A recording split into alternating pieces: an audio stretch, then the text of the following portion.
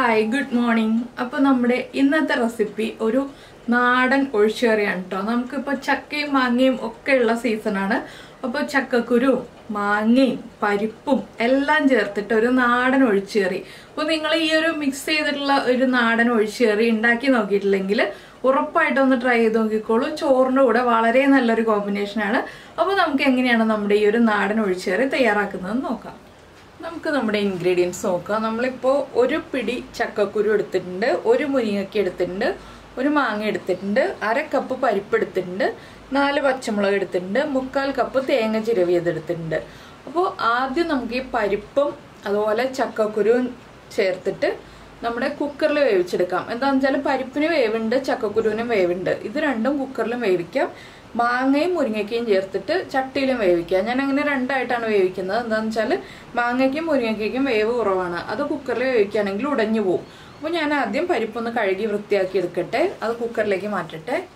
അപ്പോൾ നമ്മൾ കഴുകി വൃത്തിയാക്കിയ പരിപ്പ് കുക്കറിലേക്ക് മാറ്റിയിട്ടുണ്ട്. ഒരു ചക്കക്കുരു രണ്ടായിട്ട് റൗണ്ടിൽ കട്ട് ചെയ്തെടുക്കുകയാണ് ചെയ്തത്. വലിയ ചക്കക്കുരു ആണെങ്കിൽ 3ആയിട്ട് കട്ട് ചെയ്തെടുക്കാം.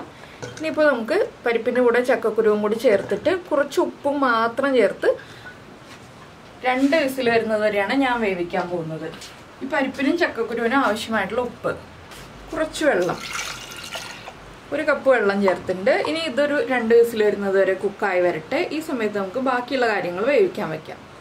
അപ്പോൾ നമ്മുടെ കുക്കർ നമ്മൾ ഒരു ബർണറിൽ വെച്ചിട്ടുണ്ട്. ഇനിയിപ്പോൾ നമ്മൾ ചട്ടിയിലേക്ക് മാങ്ങ കട്ട് ചെയ്തത്, മുരിങ്ങയ്ക്ക, അതുപോലെ തന്നെ നമ്മൾ എടുത്തു വെച്ചിരിക്കുന്ന പച്ചമുളക് ഒന്ന് സ്പ്ലിറ്റ് ചെയ്തിട്ട് കൊടുക്കുക. ഈ ഒരു കറിയിൽ മെയിനായിട്ട് പച്ചമുളകിൻ്റെ എരിവാണ് ഉണ്ടാവുക. നമ്മൾ മുളക് പൊടി ഒരു കളറിന് വേണ്ടി മാത്രമേ ചേർക്കുള്ളൂ. അപ്പോൾ ഇതിലാണ് നമ്മൾ കൂടുതൽ കാര്യങ്ങൾ ചേർക്കുന്നത്. പച്ചമുളക് ചേർത്തു. ഇനി എന്താണെന്ന് വെച്ചിട്ടുണ്ടെങ്കിൽ ഒരു 1/2 ടീസ്പൂൺ മഞ്ഞൾപ്പൊടി, 1/2 ടീസ്പൂൺ ഉപ്പ്, 1/4 ടീസ്പൂൺ എരിവുള്ള മുളക് പൊടി. 1/4 ടീസ്പൂൺ മതി, ഒരുപാട് വേണ്ട. കുറച്ച് കറിവേപ്പില, ഇത്രയും ചേർത്തിട്ട് ഇനി വെള്ളവും കൂടി ചേർത്ത് നമുക്ക് ഇതൊന്ന് വേവിച്ചെടുക്കാം. അപ്പോൾ ഇത് രണ്ടും വേവുന്ന സമയത്ത് ഇനി നമ്മുടെ അരപ്പ് റെഡിയാക്കി എടുക്കണം. അപ്പോൾ ഇനി അരപ്പിനുള്ള കാര്യങ്ങൾ നോക്കാം. ഇത് രണ്ടും കുക്കായി വരട്ടെ. നമ്മളിപ്പോൾ അരപ്പ് റെഡിയാക്കാനായിട്ട് മിക്സിയുടെ ജാർ എടുത്തിട്ടുണ്ട്. ഇതിലേക്ക് തേങ്ങ ചേർത്ത് കൊടുക്കാം. അതുപോലെ തന്നെ ഒരു 1/4 ടീസ്പൂൺ ചെറിയ ജീരകം, നമ്മുടെ ക്യുമിൻ സീഡ്സ്, ഇത്രയും ചേർത്ത് നന്നായിട്ട് അരച്ചെടുക്കാം. വേണമെങ്കിൽ മഞ്ഞൾപ്പൊടി ചേർക്കാം. ഞാനിപ്പോൾ നമ്മുടെ മഞ്ഞൾപ്പൊടി മുരിങ്ങയ്ക്കയിലും മാങ്ങയിലും ചേർത്തതുകൊണ്ട് അരപ്പിലേക്ക് ചേർക്കുന്നില്ല. ഇനിയിപ്പോൾ തേങ്ങയൊന്ന് നന്നായിട്ട് അരച്ചെടുക്കട്ടെ. ഇപ്പോൾ നമ്മുടെ തേങ്ങയും ജീരകവും നമ്മൾ നന്നായിട്ട് അരച്ചെടുത്തിട്ടുണ്ട്. നമ്മുടെ കഷ്ണങ്ങളും കുക്കായി വന്നിട്ടുണ്ട്. ഇനിയിപ്പോൾ നമുക്ക് ബാക്കിയുള്ള കാര്യങ്ങൾ ചെയ്യാം. ഇപ്പോൾ നമ്മുടെ കുക്കറിൻ്റെ പ്രഷറൊക്കെ പോയിട്ടുണ്ട്. നമ്മുടെ ചക്കക്കുരുവും പരിപ്പും നന്നായിട്ട് കുക്കായി വന്നിട്ടുണ്ട്. ഇനി നമുക്കിത് മാറ്റിയിട്ട് നമ്മുടെ മുരിങ്ങയ്ക്കയും മാങ്ങയും കുക്കായി വന്നതിലേക്ക് നമ്മുടെ ചക്കക്കുരുവും പരിപ്പും ചേർത്ത് കൊടുക്കുക.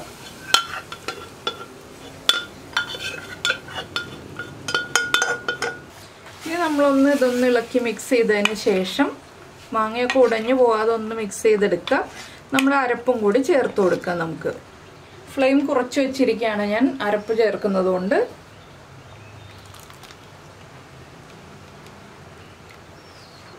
അരപ്പിലേക്ക് കുറച്ച് വെള്ളവും കൂടി ചേർത്തിട്ട് ഒഴിച്ചു കൊടുത്തിട്ടുണ്ട്. ഇനി നന്നായിട്ടൊന്ന് ഇളക്കി മിക്സ് ചെയ്യുക. നമുക്ക് കൂടുതൽ ഗ്രേവി വേണം എന്നുണ്ടെങ്കിൽ കൂടുതൽ വെള്ളം ചേർക്കാം. ഞാനിപ്പോൾ കുറേ ഗ്രേവിയുള്ള രീതിയിലല്ല കറി ചെയ്യുന്നത്, കുറച്ച് ഗ്രേവിയുള്ള രീതിയിലാണ്. ഇനി ഇതൊന്ന് നന്നായിട്ട് ചൂടായി വരണം, തിളച്ചു പോകരുത്. അപ്പോൾ ഇളക്കി കൊടുത്തുകൊണ്ടിരിക്കുക. ചെറിയ ബർണറിൽ വെച്ചിട്ട് ഇളക്കി കൊടുത്തുകൊണ്ടിരിക്കുക. ഉടഞ്ഞു പോവാതെ കഷ്ണങ്ങളൊന്ന് ശ്രദ്ധിക്കുക. അപ്പോൾ ഇതൊരു 2 മിനിറ്റ് ഒന്ന് ചൂടായി വരട്ടെ ലോ ഫ്ലെയിമിൽ. അതിനുശേഷം നമുക്ക് ബാക്കിയുള്ള കാര്യങ്ങൾ ചെയ്യാം. ഇപ്പോൾ മഞ്ഞൾപ്പൊടി കുറച്ച് കുറവാണ്, അതുകൊണ്ട് ഞാൻ വറവിടുമ്പോൾ കുറച്ച് മഞ്ഞൾപ്പൊടിയും കൂടി ചേർത്ത് വറവിടും കേട്ടോ.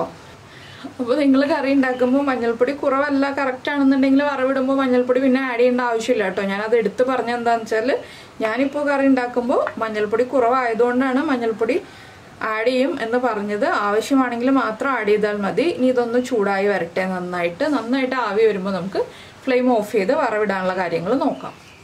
അപ്പോൾ നമ്മുടെ കറി നന്നായിട്ട് ചൂടായി വന്നിട്ടുണ്ട് കേട്ടോ. എന്താണെന്ന് വെച്ചിട്ടുണ്ടെങ്കിൽ ഇനി ചട്ടിയുടെ ചൂടുകൊണ്ട് വീണ്ടും തിളച്ചുകൊണ്ടിരിക്കും. അതുകൊണ്ട് ഞാൻ ഫ്ലെയിം ഓഫ് ചെയ്ത് മാറ്റി വയ്ക്കുകയാണ്. ഇനി വറവിടാനുള്ള കാര്യങ്ങളാണ് നോക്കുന്നത്. നമുക്ക് വേറൊരു പാൻ വയ്ക്കാം. അപ്പോൾ നമ്മളൊരു പാൻ വെച്ചിട്ട് പാൻ നന്നായിട്ട് ചൂടായിട്ടുണ്ട്. ഇതിലേക്ക് നമുക്ക് വെളിച്ചെണ്ണ ചേർത്ത് കൊടുക്കാം.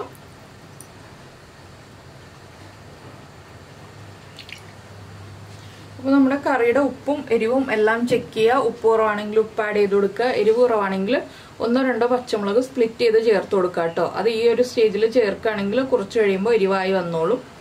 അപ്പോൾ നമ്മുടെ വെളിച്ചെണ്ണ ഒന്ന് ചൂടായി വരട്ടെ. വെളിച്ചെണ്ണ ചൂടായി തുടങ്ങിയിട്ടുണ്ട്. നമുക്കിതിലേക്ക് 1 ടീസ്പൂൺ കടുക് ചേർത്ത് കൊടുക്കാം.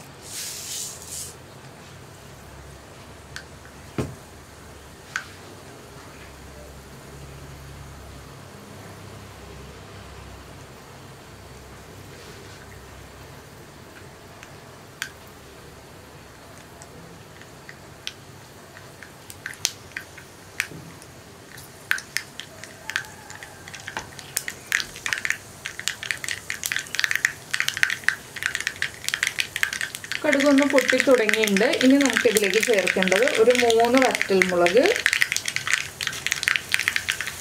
അതുപോലെ തന്നെ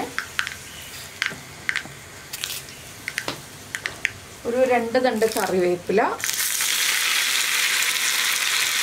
പിന്നെ ഫ്ലെയിം ഓഫ് ചെയ്തിട്ട് ഒരു 1/4 ടീസ്പൂൺ മഞ്ഞൾപ്പൊടി. ഇനി ഇത് നമുക്ക് നമ്മുടെ കറിയിലേക്ക് ചേർത്ത് കൊടുക്കാം.